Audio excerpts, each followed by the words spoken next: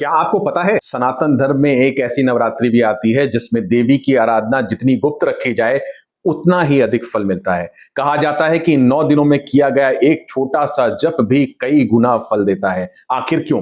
इन 9 दिनों में ऐसा क्या करना चाहिए कि मां भगवती की विशेष कृपा प्राप्त हो? आइए जानते हैं गुप्त नवरात्रि क्या है।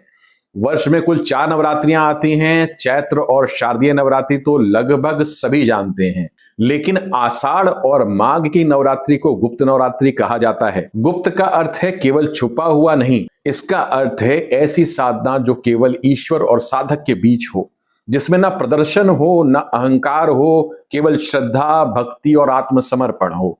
धार्मिक मान्यताओं के अनुसार इन 9 दिन में 10 महाविद्याओं की उपासना विशेष महत्व बताया गया है। इसी कारण अनेक संत, साधक और तांत्रिक परंपरा के उपासक इस समय विशेष साधना करते हैं। लेकिन एक बात याद रखिए, गुप्त नवरात्रि केवल कठिन साधनाओं के लिए नहीं है। एक सामान्य गृहस्थ भी मां दुर्गा की सच्चे मन से आराधना करके उनकी कृपा प्राप्त कर सकते हैं। शास्त्र कहते हैं जहां श्रद्धा होती है वहीं देवी का वास होता है। इन 9 दिनों में क्या करें? यदि आप मां भगवती की कृपा चाहते हैं तो इन 9 दिनों में प्रतिदिन प्रातः और सायंकाल दीपक अवश्य जलाएं। किसी देवी मंदिर में 9 दिनों तक प्रतिदिन माता को चुनरी चढ़ाएं। नवाण मंत्र का श्रद्धा से जप करें। झूठ ना बोलें।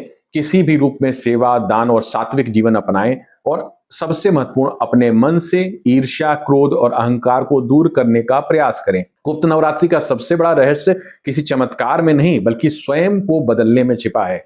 जब मन पवित्र होता है तभी मां भगवती की कृपा प्राप्त होती है।